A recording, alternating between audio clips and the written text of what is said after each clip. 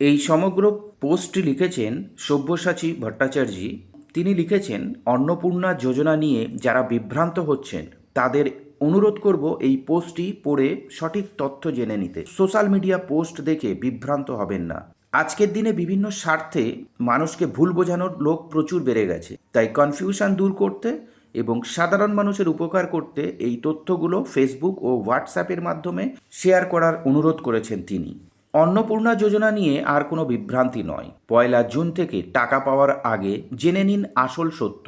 পাড়ার চায়ের দোকানের আলোচনা বা হোয়াটসঅ্যাপের ভুলভাল মেসেজে কান দিয়ে প্যানিক করবেন না। কোনো যোগ্য মানুষ এই সুবিধা থেকে বঞ্চিত হবেন না।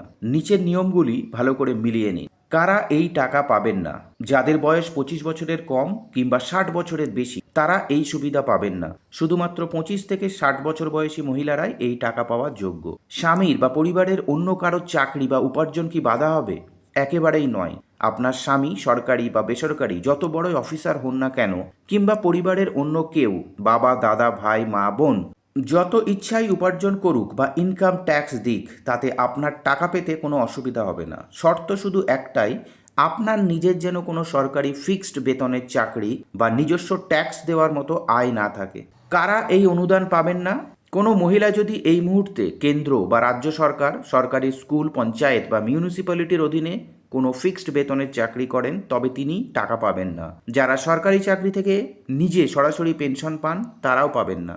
যারা বেসরকারি চাকরি বা নিজস্ব ব্যবসা, দোকান, বুটিক ইত্যাদি করেন এবং বছরে 12 লক্ষ টাকার উপর আয় করে ইনকাম ট্যাক্স দেন তারা এই 3,000 টাকা পাবেন না। তবে ব্যবসা চাকরি থাকা সত্ত্বেও যদি আপনি ট্যাক্স স্ল্যাবের নিচে থাকেন এবং ইনকাম ট্যাক্স না দেন তবে আপনি অবশ্যই এই টাকা পাবেন। স্বামী জীবিত আছেন এবং পেনশন পান কিন্তু স্ত্রী গৃহবধূ, সেক্ষেত্রে স্ত্রী অবশ্যই অন্নপূর্ণা ভাণ্ডারের টাকা পাবেন। কিন্তু স্বামীর অবর্তমানে স্ত্রী যদি তার জায়গায় ফ্যামিলি পেনশন সরাসরি নিজের নামে পান তবে তিনি আর এই যোজনার জন্য আবেদন করতে পারবেন না।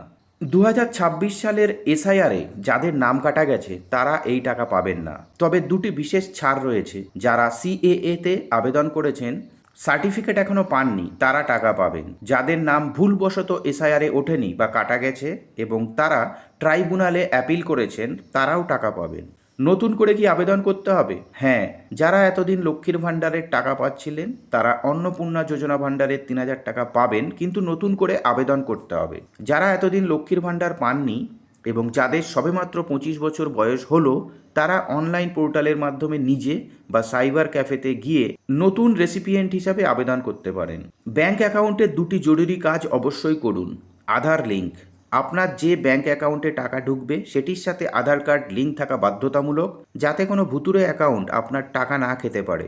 ডিবিটি অ্যাক্টিভেশন, আপনার যদি একাধিক ব্যাংক অ্যাকাউন্ট থাকে তবে যে অ্যাকাউন্টে সরাসরি সুবিধা পেতে চান সেটিতে ব্যাংকে গিয়ে ডাইরেক্ট বেনিফিট ট্রান্সফার বা ডিবিটি অপশানটি চালু করে নিন। এটি মাত্র কয়েক মিনিটের কাজ।